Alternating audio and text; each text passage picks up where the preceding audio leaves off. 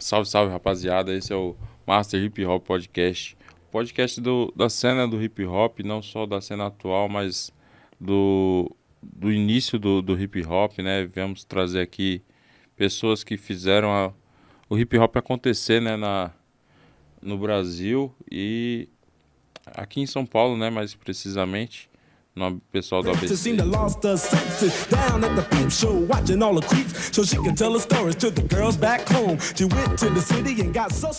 Bom, eu conheci o hip hop na década, no finalzinho da década de 90 já, quando eu tinha em torno de 11 anos.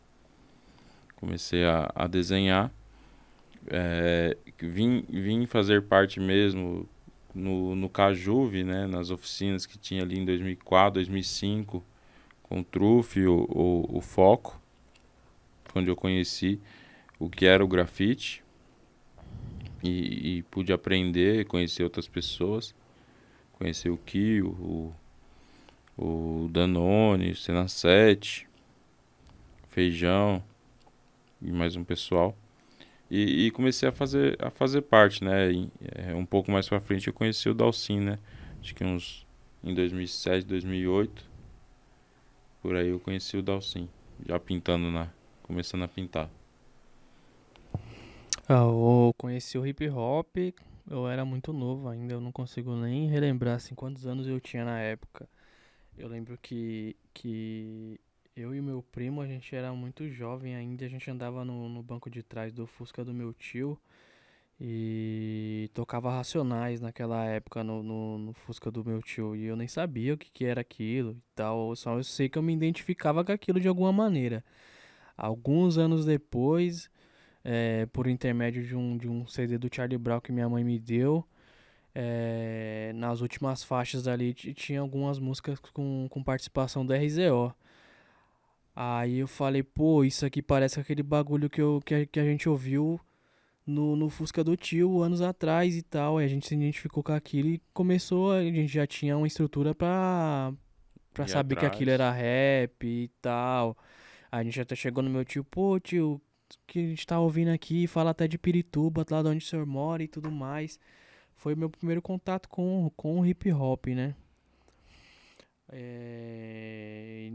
Nessa mesma, por esse mesmo motivo do meu tio morar em Pirituba, a gente ia pra casa dele, visitar ele e tal, e no trajeto pra casa dele eu via muito grafite em São Paulo. E eu comecei a prestar atenção nisso. Aquilo começou a chamar minha atenção e tudo mais. E partiu daí meu interesse em fazer grafite, de ver na rua e tudo mais. Aí eu comecei a ter um acesso à revista, na mesma pegada também, no Juventude e Juventude Cidadã na época, fazendo oficina. Foi o começo de tudo, mano. Criando amizade e as amizades que eu tenho até hoje em dia. Eu lembro que em 2004, 2005 eu estudava aqui no centro, né? Morava longe do centro, mas estudava aqui no centro e às vezes matava a aula para ir para São Paulo e ficar admirando. Em São Paulo tinha mais grafite nessas coisas, né? Ficava admirando lá os grafites no centro de São Paulo, em vários lugares que Colava tinha. na galeria do rock Na também nessa Galeria do época. Rock, que era a época do Black, né? Tava estourando 50 Cent, Eminem, Snoop Dogg e tal. E, meu, eu ficava louco, admirado pelas roupas lá, pelos estilos. Não tinha ainda condições de ter, né? Mas já achava aquilo o máximo de estar ali. Só de andar com os caras, cabelo black. Aí comecei já a deixar o cabelo crescer, fiz as tranças enraizadas. Comecei a trampar e a comprar umas roupas, já tal, andar no estilo. Comprei as primeiras latas e tal. Aí vou me aventurar nisso aí de grafite. Acho que foi mais ou menos assim que a gente começou, né? É interessante que nessa época aí eu havia bastante grafite aqui em São Paulo. E eu não achava, não imaginava que tinha, tipo, uns moleque do meu bairro que também curtia grafite, eu achava que era uma brisa mais minha e tal, mais particular. Aham. Aí eu me pegava em intervalo de uma aula e outra, esboçando alguma coisa no caderno, copiando, tentando copiar de alguma revista e tudo mais. Aí os moleques chegam, e aí, o que você tá fazendo aí e tal? Aí o moleque, você tá fazendo grafite, não sei o que e tudo mais. Aí começou aquela coisa. Aí descobri que tinha uma rapaziada do meu bairro até que fazia, bem restrita também. E o que motivou na época foi que, tipo, esse moleque aí também curtia o grafite, o Jefferson, o nome dele. E a gente começou a fazer umas disputas na sala pra ver quem fazia os grafites mais da hora. E os jurados eram os outros amigos da sala também. Não, ele fez mais da hora. Aí ia pra casa e treinava, arriscava vários trampos pra, tipo, no outro dia os caras falar que seu trampo era o melhor. Da hora. Eu acho que eu comecei, o primeiro que eu fiz, assim, quando eu vi que eu comecei a gostar de letra, foi na capa do CD do Racionais, aquelas letras góticas, e eu comecei a copiar as Racionais e as letras. Eu falei, caramba, que da hora essas letras e tal. Aí fiz o Charlie Brown também, até por causa desse CD que você falou, tem participação da RZO, do The Menos Crime, se eu não me engano. Também. E aí fiz também o logo do Charlie Brown e tal. E eu acho que aí comecei aí gostar de letra. Mas sem saber ainda o que era, né, o grafite em si. Mas já ouvia bastante rap e tal. Via o pessoal com as camisetas, né, do T-Clan, dos Racionais e tal. E achava muito louco. Dança, eu na época ainda tava estourando a música do Taíde, né, Senhor Tempo Bom. Acho que em média de 2004, 2005, mais ou menos. Tocava bastante na MTV. Eu curtia bastante isso daí. Hoje eu vendo de fora assim, consigo perceber que o hip hop é uma cultura que te abraça, né? Você começa com uma coisa, vai gostando, quando vê se você vai se envolvendo em outra, Eu dali acho que já faz vai muitas amizades, vai né, aparecendo meu? as amizades e uma coisa vai ligando a outra, quando você vê, você tá 100% inserido naquilo, você tá vivendo aquilo 24 horas por dia. É, eu vejo realmente não só como o grafite, mas a cultura no geral, né? Influencia no modo de vestir, nas músicas que você ouve, No modo de nas pensar. amizades, modo de pensar.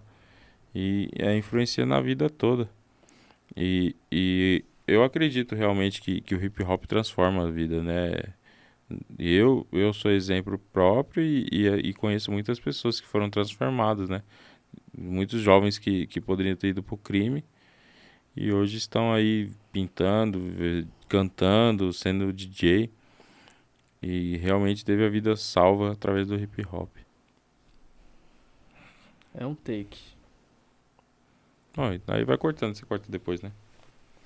Não tá fazendo nada inteirão, né? O que mais? Daí, quando um A pouco voz da só quando a gente história, se conheceu. um pouco do começo, né? Deixa eu ver. Aí eu falo quando eu conheci você.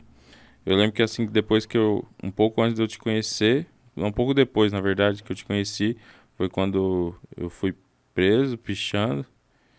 E aí eu meio que, por força maior, né, dos meus pais, tive que parar de pintar. E aí eu acabei te chamando, você e o Sarará, né? Você estava Tava começando, começando tava naquela época lá, hein? começando, eu peguei, dei umas tintas, dei um material lá, eu ia começar a fazer os stencils. Tava doido pra aprender a fazer stencil, nem sabia direito o que que era. Comprei folha, comprei os tecidos, comprei estilete, tudo pra fazer os stencils. E aí tive que parar, morando embaixo na casa dos meus pais, né, e tal. Falei, mano, vou dar um tempo, que não sei o que, mas... E aí acabei te dando, né, dei aquelas É, na, paradas na, lá e na, tal. na verdade, na época quando você cedeu esses materiais que eram seu pra gente, eu não te conhecia pessoalmente, eu Eu conheci o acredito. Sarará, né? É, você tinha uma ligação mais forte com o Sarará. Eu É, te, eu te via de vista assim, e alguns comentários da rapaz, aquele mano ali também faz grafite e tudo pode crer. mais. Ai, mas aquele material que você deu pra nós salvou também, mano, na época. Tipo, a gente era bem escasso o material, a condição financeira. Eu tava lembrando da primeira lata que eu comprei, eu trampava no Riacho e tal, e aí eu fui pra galeria. Falei, meu, ter que comprar umas roupas e tal, pro final de ano. Aí sobrou uma grana, na época acho que era pouco, R$ 20, sei lá, e acabei conseguindo comprar uma lata de Montana. A Montana Gold. Primeira lata que eu comprei lá. Depois aí comprei mais algumas tal. Trabalhava já, deixava de comprar os tênis, comprar roupa já pra comprar tinta. Mas acaba virando vício, né? Pô. Aí, eu lembro que nessa época aí, a gente pintou com esses materiais que você deu pra gente, a gente fez o nosso segundo grafite na rua. A gente fez lá no Riacho Grande. Dali, foi a época que a gente tava começando a ir pro Juventude Cidadã fazer oficina. Aí lá a gente conheceu o boneco, o aquático, que os caras eram tudo do Riacho também, eles eram mais... O boneco morava no Tupã, o aquático na Balneária. Aí eles viram o nosso grafite lá e falaram, pô, vocês fizeram no Riacho e tal, a gente mora lá também e tal. Dali começou a amizade, e a amizade que dura até hoje, mano. Bem louco. Vocês também, quando eu fiz oficina com o Kio, eu estudava na mesma escola que ele. E a gente já tinha estudado na mesma escola antes. Na verdade, eu estudava na escola do lado da escola dele, ele estudava na escola particular e na escola pública.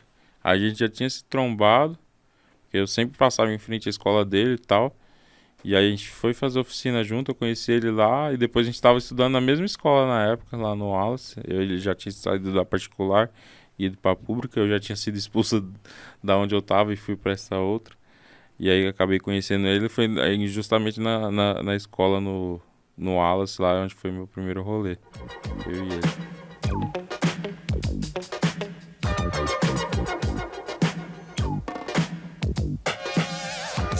Molecada que vem chegando aí, o que é, né, a cultura hip hop? Não só do momento atual, porque eu acho que no momento as batalhas, eu acho que é o que tá mais... Em ascensão, né? Tá... E tá estourando bastante a batalha da Matrix, a gente vê ali que dá uma galera legal e tal. Mas ainda tem o grafite, tem o break. E eu acho que é necessário mostrar pra juventude quem que fez isso lá atrás. E Pra pra hoje eles chegar poderem estar até, aqui também. pra poder tá no onde tá o hip hop hoje, né? Por exemplo, o Nelson Triunfo, o Nino Brown, que já estavam há 35 anos mais ou menos, ou até mais, já dançando lá na São Bento, os Gêmeos, o Binho e os caras da Backspin. Eu acho que é legal a gente... O programa vai servir bastante para mostrar isso, né? Quem é a cultura e também mostrar, né, o cenário atual, né?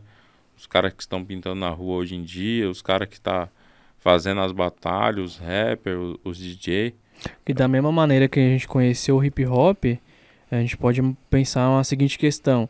Hoje tem uma geração que está nascendo e quando eles tiverem uma consciência de saber o que é o hip hop, eles vão ter uma idade mais ou menos avançada e se a gente não estiver fazendo esse registro nesse meio tempo, essas pessoas não vão conhecer. Sim, eu acredito muito que jovens, pessoas vão ver esses podcasts e vão se interessar, ir atrás e que seja só uma faísca, né, para que eles possam ir atrás e curtir, assim como a gente foi, né? Eu, através de uma música ou de um grafite na rua, você também, através da música. A gente teve algo que ardeu, né, no nosso coração e a gente foi atrás, falou, meu, é isso que eu quero. E que o Master Podcast possa levar isso para esses jovens, né? Isso, que seja só uma porta de entrada para eles conhecerem esse vasto universo rico em conhecimento e vivências. Sim, e possa ser transformados, né? Assim como a nossa vida também foi transformada. Com certeza. It's like a jungle sometimes. It makes me wonder how I keep from going under.